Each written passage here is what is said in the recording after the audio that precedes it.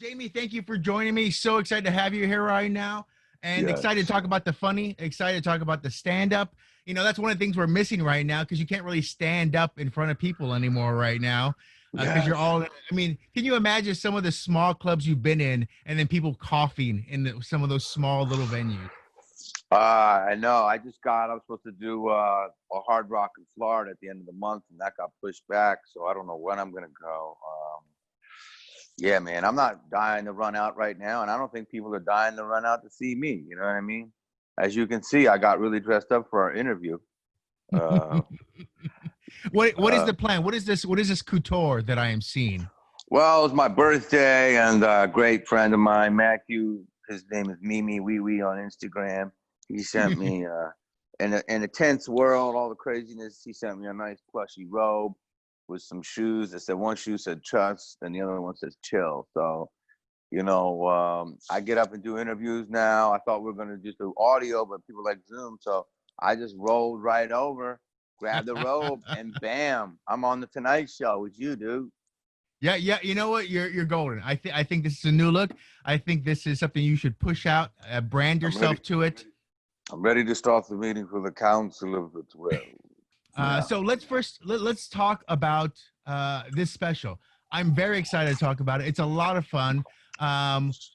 You've had some comedy albums before. What is it about doing live stage and then working towards putting something so people can watch it over and over again? Because you have the live feel, of course, but once you put it out there, it's out there. I mean, they know those jokes and then they kind of take them with them from there on. Well, it's like a part of you, right? It's a part of your soul or your creative psyche, and it's like, I'm known as an actor, somewhat known as a writer, and I'm known as a comedian. And I think my acting is my number one thing, but I've always done comedy my whole career. In fact, our friend that we mentioned earlier used to take me all the time to the Harrah's when I would do shows there. So one of my earliest headlining gigs was in the Improv in Vegas in the mid 2000s. And I just, once you get to a point, you just don't want to have your jokes anymore, and you want to put them out in the universe.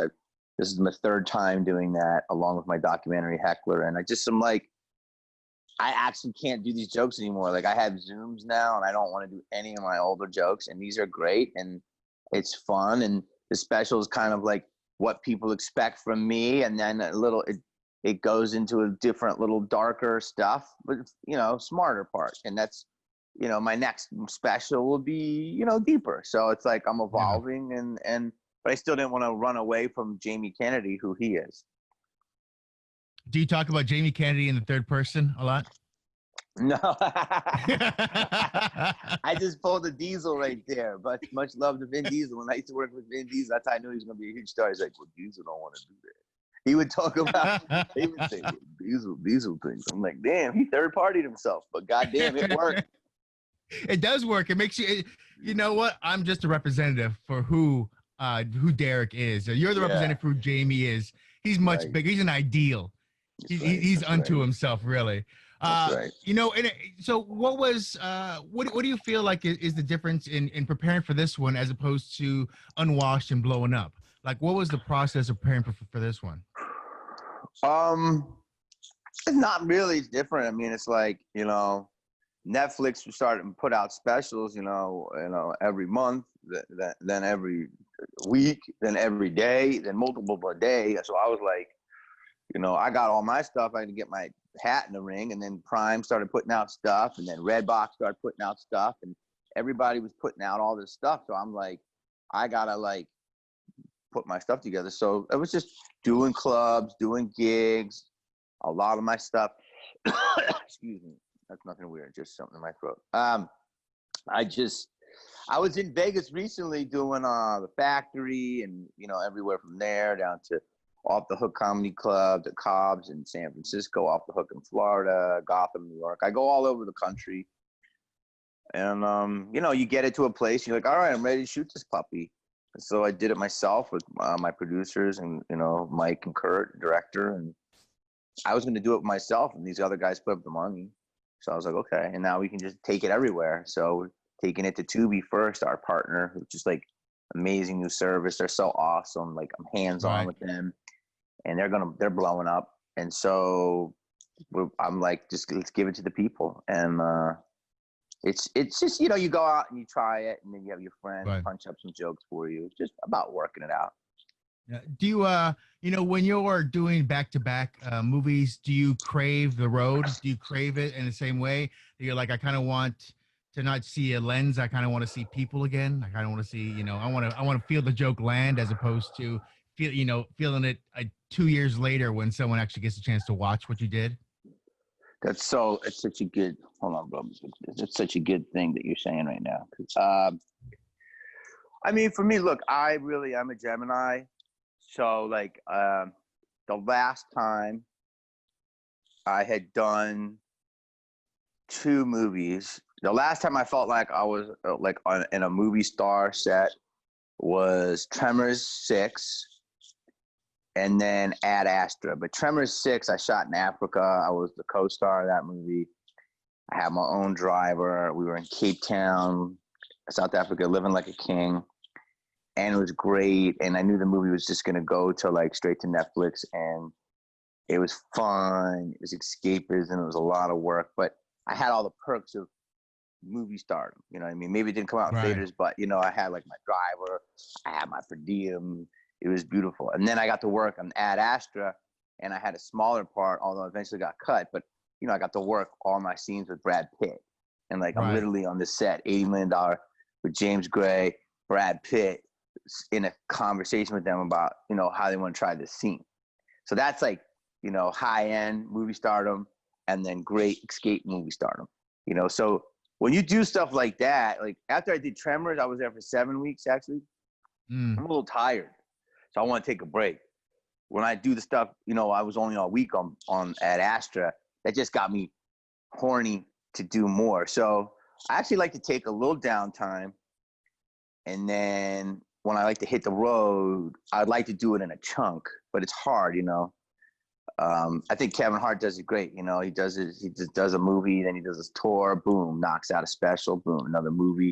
It's the way to do it. If you can do it that way, it's the way. I'd like to separate them, but sometimes I can't. But no, sometimes I like to take a little break, actually. Well, that's rad. You know, it's funny. You know, talking. We'll get to the movies, of course, too. But I'm a big fan. You know, being in Vegas, comedy, stand up. I've been to all the clubs. We're adding new ones constantly. Yeah. So one of the things I always like to ask comedians is, you know, as you got into comedy and stand up, do you remember? You know, was it love at first sight on the stage, or was it a turmoil to find the happiness of like, this is what I want to do? Like, was there a tipping point, or was it just I'm on stage and you know what, I'm awkward and I'm weird and this is gonna happen though, you know? Because some people have the Seinfeld thing where it just happens quick and he's got it, he knows what he does, but then some people have to search for their voice. Dude, that's such an informed question, man. Hell no, it is not. You know, if that happened to Seinfeld, you know, he seems like a student of the game. You know, he seems like one of those dudes that is very meticulous, that he's like, this is what he wants to do. And he approached it like an amazing job and he just worked his craft, you know? I was not like that at all. It was definitely painful, but it was like this weird, masochistic thing. Like, I will say, I never was a student of comedy. I loved comedy, but I didn't like seek out great comedians or anything. I just loved to laugh. And, you know, people like Rodney Dangerfield and Eddie Murphy and Joe Piscopo and Joan Rivers and Louis Anderson, they just made me die laughing. And Roseanne. And I didn't know that was going to be something I could do or try to do. And then I just, I was, people kept telling me like, yo, you're funny, you're weird. So after a while, you get pointed in that direction and you do it. And the first time I did an open mic, it went really well. And I won a prize. I won second place. And it was, instead of a bottle of champagne, I was too young. So they gave me a bottle of sparkling apple cider. I was 19 and I was like, oh, I'm on a career. And then, I don't know, the next 10 times I bombed and I was like, I didn't have a schedule. I was just trying to find open mics. So then after I bombed, I took about 6 months off, and then it just kept coming to me, but I didn't know what to do. And then I found a club where I could go every day and sign for 3 minutes if I swept the floors and help And that's what I did. And I just said, I'm going to just try this. I'm going to be diligent on it for 2 weeks.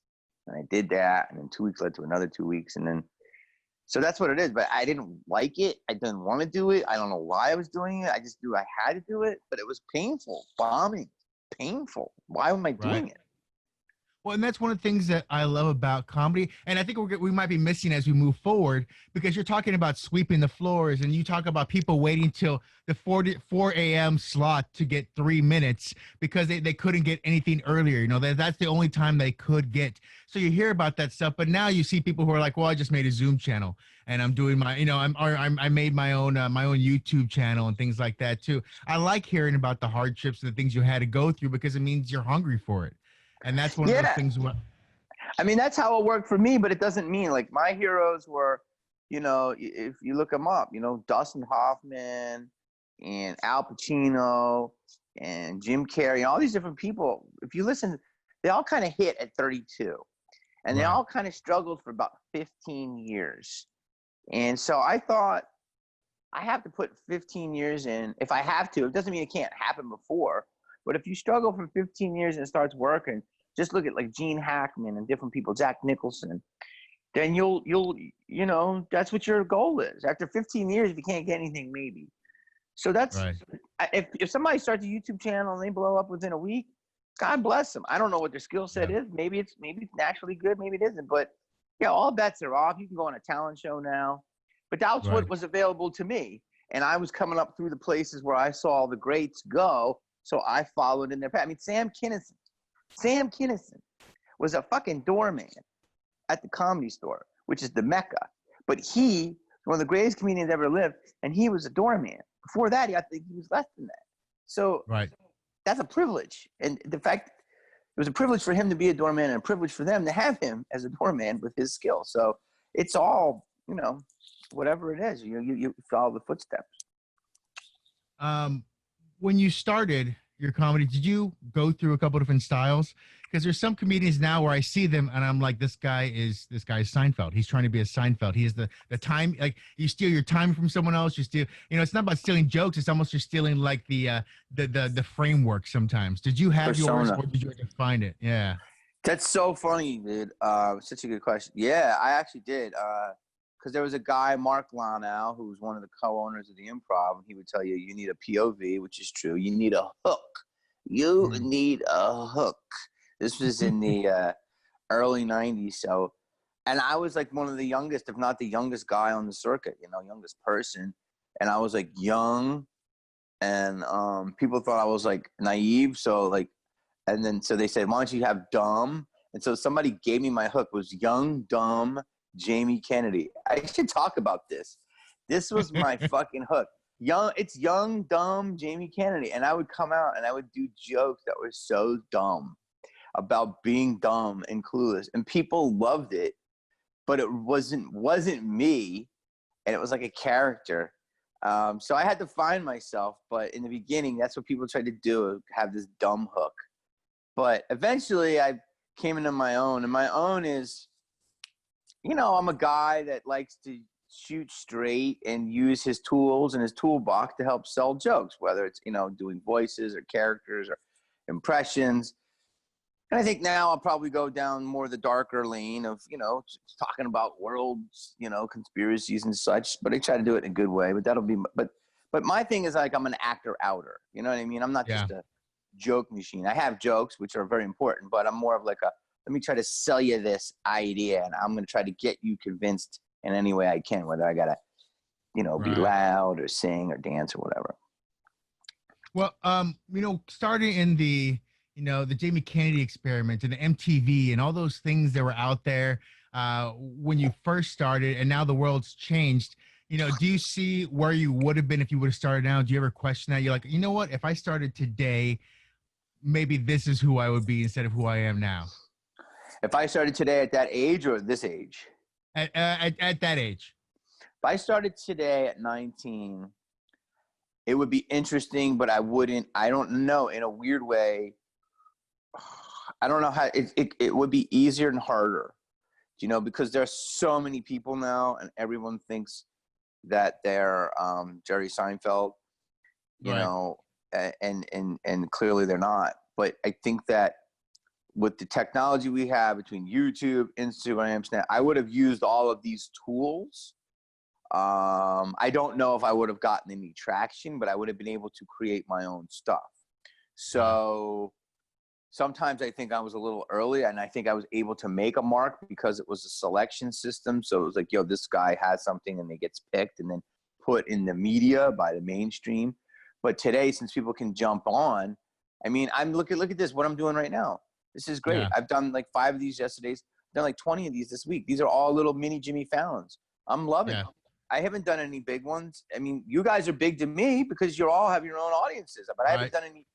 And it's awesome. Like, this is the world now. Pop in, pop out. So in a way, I think it would have been really good, but in a way, no, because everyone's fighting for that attention. Right. Well, right now we pretty much just giving everyone their own 15 minutes of fame. So that's the way the world works. Comedy, so excited for, but I have to touch on movies. I just have to, I recently rewatched a couple Tremors as well, which they're always fun. I mean, is it as fun on the set as it is to watch when you're seeing those? Because I mean, not just the actors and everyone you're around, but I love special effects and the different things. And of course, you being splattered constantly is probably kind of fun and also horrible at the same time.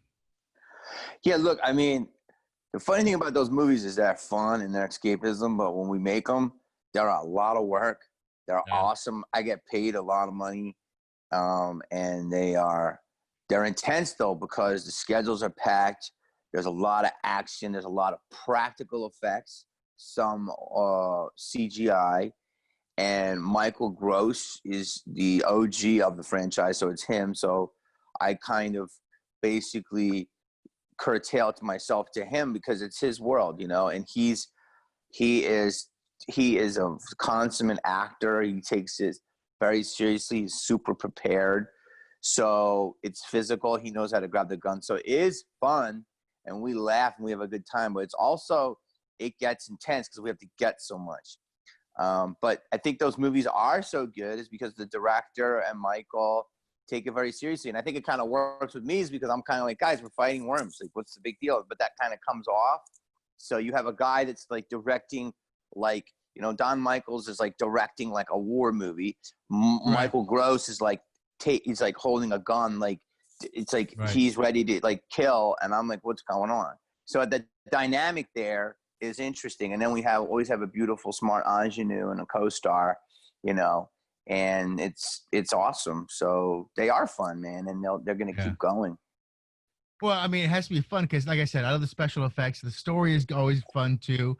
And then, you guys having to do all the work. But then again, your first line in the next scene could just be you yelling the word ass blasters as you're running. So there's just a lot of fun along the line of it. Are you happy with the way your character's progressing? I mean, how they're kind of growing him and kind of connecting him? Oh yeah, I'm very much like, the fact that I get to be Burt Gummer's son is incredible. I mean, that's part of a serious legacy. And the fact that my character is in the mix of that and how he was born, and those movies are better than they're supposed to be. Like, those movies could have came out theatrically and made money and made noise. Like the 5th one, I'm so proud of that. We were shooting 6 days a week. It was so intense. The 5th one, we were shooting 5 days a week, and it was not as hard as the 6th one because it was more contained. Where the 5th one, we were all over like the mountains of Africa, and it was awesome. Like they really, really treat those movies as if they're making Transformers, and that's the way it should be. And that's why they're really good. And the fact that I got to be Burt's son is pretty incredible. Freezing up there. Hello? Sorry, you're freezing up. I can't see you. I'm right here. Can you see me? Right here? I'm here. Oh, there you go. Okay, we're back. We're back. Go for it. No, I we're ended great. It with the fact that I got the fact that I got to be Burt Gummer's son is very cool. Yeah, for sure. I want to ask too. Oops, lost your video. I'm right here. Right here. Hold on. No worries. Hold on a second. Let me just do something. Hold on. Yo, Alyssa, tell Matthew we're still in our interview. He's got to push back. That'll be on the internet. Okay. Oh, well, edit it out. Tell your boyfriend to not call. Go ahead. Sorry. I wanted to ask too, some of the fun things out there. It's been almost a decade since Ghost Whisperer. Is there any fun thoughts back on that show? Something thinking back, something still makes you smile about that set, or maybe just being around those people? Oh yeah. Oh yeah. I had some good time whispering to those ghosts. You know what I'm saying? Yeah, you know what? It's funny. At a time, I was like, when I got that job, I was 4 years removed from The Experiment. 5 years from Malibu. A year from Kicking It, a couple years from Son of the Mask, and I was really killing it in the movies. Some worked, some didn't, and it's like that movie stardom, that's where you're at, and then Right. to go onto TV or like, I want to do this, I'm like the third lead, but I was like, it's not using my skill set, but I'm so fortunate to be part of that show. I'm so happy I did it. I got to work with great actors like Love and Cameron and Right. David Conrad, and I got to fill Jay Moore's shoes and Aisha Tyler's, and then every week, if you look at that show, look at all the stars. Brie Larson, I remember she was on it. Right. The little girl, the little girl who's now a big star. She was a little girl on the show. I forget her name. She had two sisters. I'm so stupid. You'll know her. You can look up. There's like 10 people, right, that became stars, and that show was a platform. It was a guest spot on on a number one drama on Friday night on CBS, and I really am so happy to be a part of it. And it was really expanded my base. Like there was a lot of middle, America women and wives and some older women that really like watched that show religiously and cried. So even though it wasn't my Jaime Kennedy crowd, it became a new crowd. So I'm all about it. I was very happy to be on it. Yeah, no, I love this show. Of course, like I said, Aisha, Jay, of course, Cameron. They're just a bunch of great people who are part of that, and it's cool too when you have those multi seasons when you can kind of create the family. It's not just like, well, if we get to season 2, maybe we'll connect a little bit better. You actually get a chance to be part of this world. Oh yeah. Moving on, I have to ask too. It's been about 15 years since Son of the Mask. Is there any thoughts back on that as well? I have friends who religiously watch it all the time. They love it. I recently had a critic. I do this thing where I have critics talk about. We debate different topics, and one of the categories was just a fill in blank, and it said, "Name some of your favorite films that some people might not enjoy, but you absolutely love." And Son of the Mask was one of his. And so he was like, "This is amazing," and I'm like, "Why would you even say that? I mean, it's a fun movie. Why would you even question it?" So, well, I'll tell you what. I mean, the movie got railed by the critics, but the thing is, it's not the movie we made. Let's be very blunt. I'm going to be very blunt with you, like I have other people. When I got that movie, I was thrown a lot of money. I turned down the movie multiple times, and then they came to me and they said, "We're going to let you do what you want to do." And so I got to hire the writers I want. I got to work with the director who was already on, who is an amazing director. And Larry is a visual mastermind, okay? And we had a deep story about a guy who's scared about being married, scared to have a kid. And then he finds out this kid has these things. And it could have been a really fun escape family movie. Well, Larry didn't have the right people around him protecting him. And, the Bob Shea looked at the first cut of the movie and said, "What is this?" Showed it too early. And they just cut the movie to shit. That's 100% correct. And all the executives, I don't care if they're listening right now, they ran from that movie. And the movie, if I were to give all the footage to Larry and he recut it, people would actually like the movie. And I wasn't trying to be Jim Carrey. I was trying to do my own version. There's a lot of takes of stuff that we did that was our own thing. Those are humongous shoes to fill. But I didn't have the final cut, and it's like people hate it. But if we were to make the movie we want, it could have been like this really great escapism text type. I forget the last guy's name, that cartoon. It was like a mix between Who Framed Roger Rabbit vibe and like the front of the mask. It was going to be that type of thing. And we just never got there. And it was a risk to do it. but there's a lot of people that do sequels or remakes, and they come through it unscathed, even if they don't work. And that movie still made $60 million worldwide. And after that, it was like poison for me. And I'm like, I'm the face of it. It's just, I don't know, man. But it's, yes, did the movie not work? But yes, was it made for, there's so many kids that were like 5 and they'll come up to me when they're 20 and they're like, I really like that movie. I still think this could have been so much better, but it wasn't made for it was made for kids. It was a kid's movie. Well, you know what? Maybe you need to release the Kennedy cut. You know, they're doing the Snyder cut for Justice League. Maybe the Kennedy cut needs to come out and just and put that out there. You know what? It's a 2-hour. Well, it's like all these.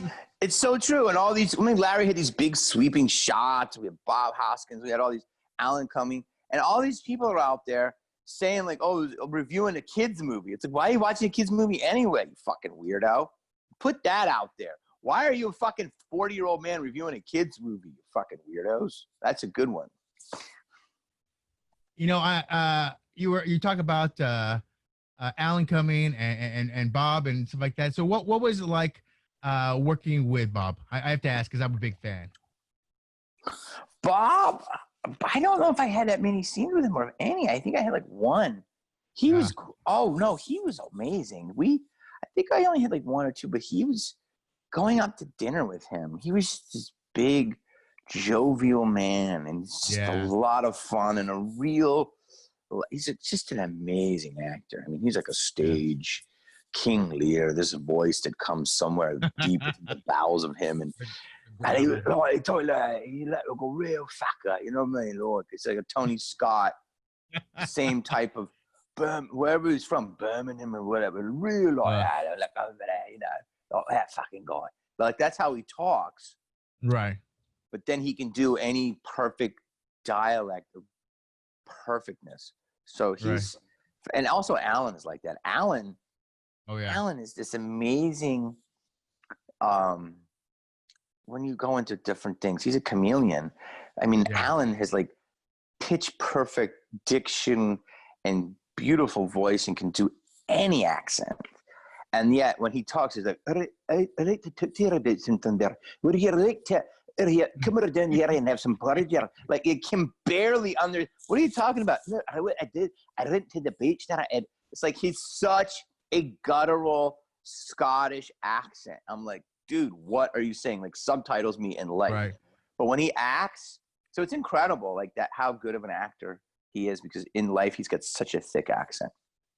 Well, you know, talking about voices too, fan of yours as well. I mean, we go to some of the animated stuff, which I love, going to Comic-Cons and interviewing animated people, whether it's, you know, Tara Strong, or you go to some of the people from Cleveland show, or Mike Henry, and, you know, same thing with, you know, Federline. I love all that stuff. I love them because those voices are what they hear when they have that little mini dreams about, you know, Cleveland show or any other cartoon. So any animated work you want to work on again, or anything you're looking forward to by chance? I just reconnected with Mike Henry, man. He's been doing a lot of Instagram lives doing this. I love him. One of my favorite people. Look, I've always liked to be in his camp. I did a show a couple years ago called Fanboy and Chum Chum. There was like 3 shows I was on at once. I was on Fanboy and Chum Chum on Nickelodeon. I was on Cleveland. And then I was on Legend of Chamberlain Heights, which was on Comedy Central. And it was awesome. I got to do multiple voices on those. And I'm all about it. I think cartoons are going to be bigger than ever. I like to figure out my own and just try to sell it, but maybe it needs to be anime. That's where you got to go next. You got to go like a Japanese anime action kind of thing or something. Yeah, but I'm all about, you know, it's the best. I mean, I'm overdressed right now. When I go to Seth MacFarlane's compound and I do voices on Cleveland, I barely wear this. I mean, you just wake up and they don't know, and it's all your boys. Everybody's really chill. And you'll see anybody in there. One day I was there, saw will.i.am, Kanye, you know, everybody shows up, and just, you go in, you do your voice, and you try it a couple of times, you leave. It's great. Mike Judge also, I used to do the show on Fox. Damn it, what was the show on Fox? King of the Hill? King of the Hill. I used to do that. Yeah. And all the legends I've been fortunate to work with. So did Mike call you and be like, hey, Kanye's going to be in this day. You should come in. Kanye's going to come in. You should You want to meet him? Like, No, no, we just were happened? doing the Cleveland show, Yeah. and I had a scene with Kanye where my character was trying to rap, and so they brought Kanye in that day to like so we could flow, and Wow. I got video of it. So like that's not it's usually like somebody does their part, you do your part. So and Kanye was just down. He was like, you know, blocked out the time, and he was cool. And he's Right. got to see his process. He's just so meticulous. I mean, there's a man who loves his craft. I mean, he'll Right. do it until it's right. And that's you know, one time, you know, Bryan Cranston, you know, so Right. they got everybody. It was awesome. For sure. For sure. You know, you mentioned earlier about Ad Astra. What was your part they cut? Who are you in the I'm going to get in the director's cut. I'm going to get in the Criterion's cut. I'm going. the Criterion? So Okay. there was a whole section where I didn't see the movie. I got to see it. Did Brad go to Mars in the movie? Did you see it? Well, yeah. I mean, he went to So he went to the moon and then Mars. Yeah. Was there a lot of stuff on Mars? Somewhat. It was more about him trying to get out to Tommy Lee Jones. More. It was like he was trying to get through that struggle there. You know, we had the moon So fight. was it just like we, was it just like boom? I'm at Mars to get to my destination type of thing. Yeah, he got to Mars and then he had to try to convince them to make sure he could get away from there to go after his dad, essentially. All right. So let me explain it to you. When he gets to Mars, this is what you didn't see. Mars was like Apocalypse Now. Okay. And so when he first meets somebody on Mars, the first person he meets is me. And I'm like Dennis Hopper. I'm like, hey man, come on in, man. And Mars is a fucking crazy fucking place. And everybody's on drugs. We shot so much cool shit, man. Oh. I gotta see the movie because I don't want to cry. But like I had 3 full days with BP and the director, and it was just like this crazy, ethereal, wild type of fucking shit of like, yo, if this was really a group of people stuck on Mars, this is what would really be fucking going on. And it was so cool, and I would have such good tape with it.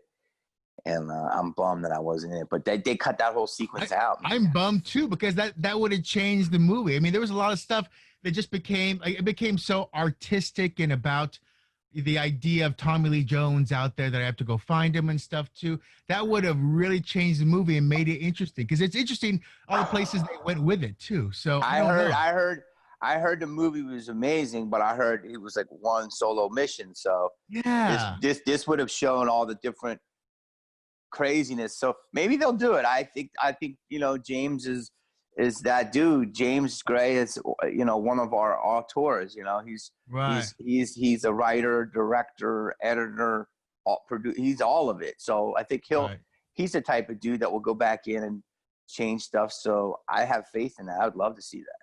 I would love to see it too. I would, because I think it would change a lot too. Because I'm watching the whole film and the story, and I got thrown off a little bit by the whole moon buggy fight thing. I gotta see it. Don't tell me. I still gotta see it. Okay, so you gotta watch. Okay, so hashtag. So no spoilers. Let's just. I didn't even see it because I was so hurt. I would be too. No, not because it happens, but it's like, look at my part got cut down as good as it gets. I had a part in Boogie Nights and then I couldn't shoot it because it conflicted. These things happen, but it's like right. But it's like when you're. Were you a porn star, Boogie Nights? No, I was going to be the kid in the limo that Heather Graham kicks with the skate, and then the person who got the role was my guy in my acting class. Isn't that cool? Oh yeah. And yeah, I was bummed too, because it's an iconic movie. But the thing is that that movie, I needed Ad Astra because I hadn't been in a studio movie since about 2012, since I was in Good Deeds, Tyler Perry, and that part got cut down a little bit. But I was so grateful to be in it. And it's like, you got to be around. You could be doing Tremors. You can be doing, you know, stuff that go, you know, I'm doing guest episodes of Lucifer, all this stuff.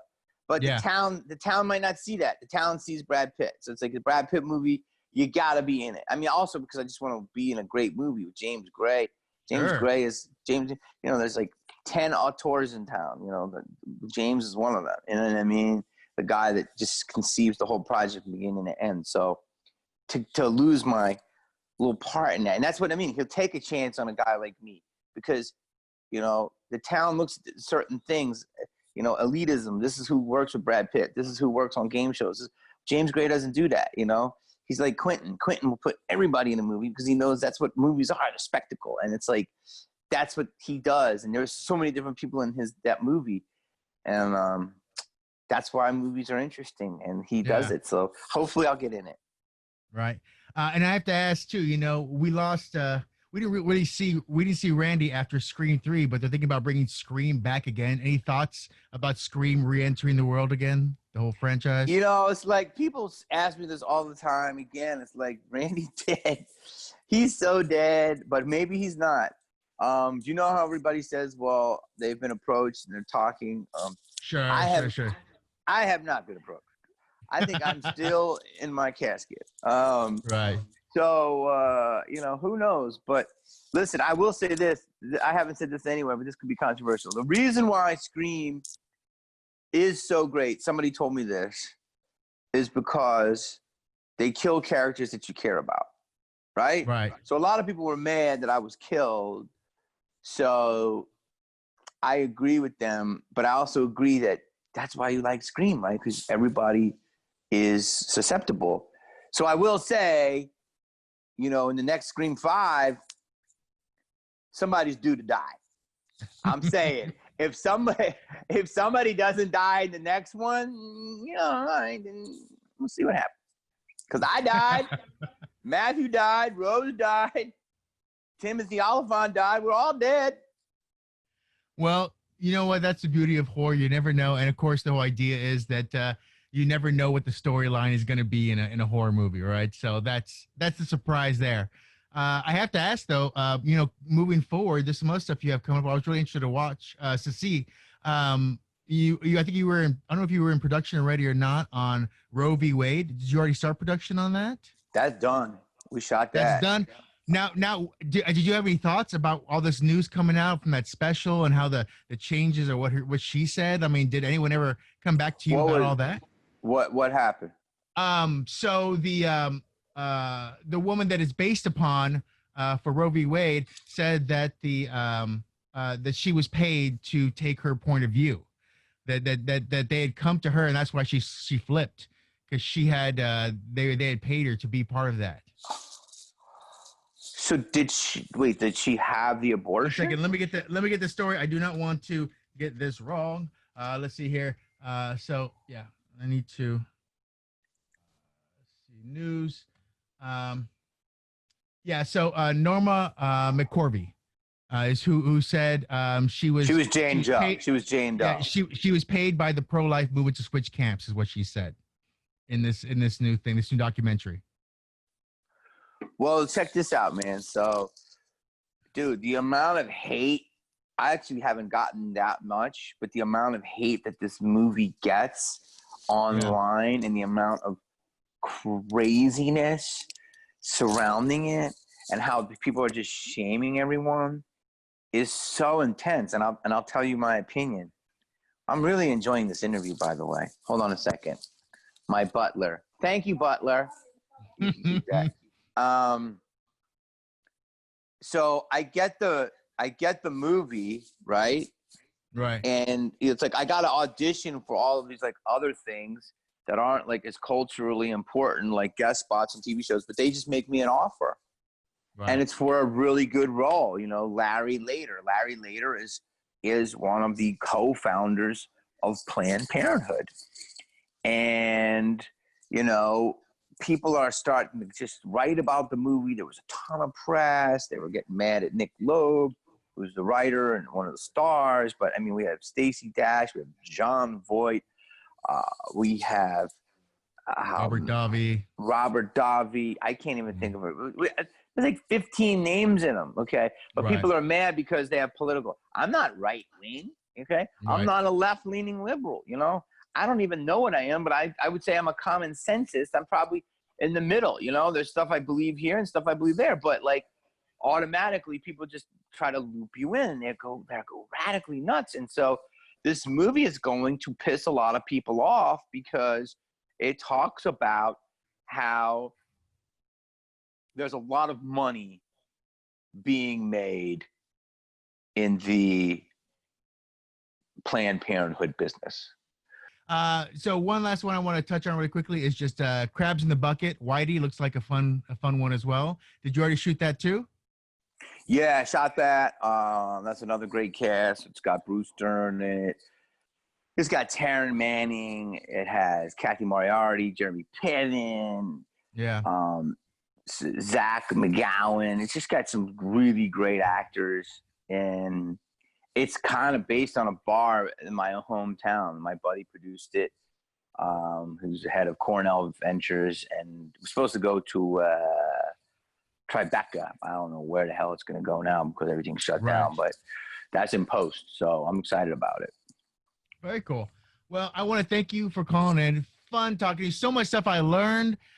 So many cool things that I'm going to like to think about as well as you know what, this comedy special, so much fun when I'm listening to you too, because I'm getting on the same age too, and my same thoughts on some of those things definitely resonate with me.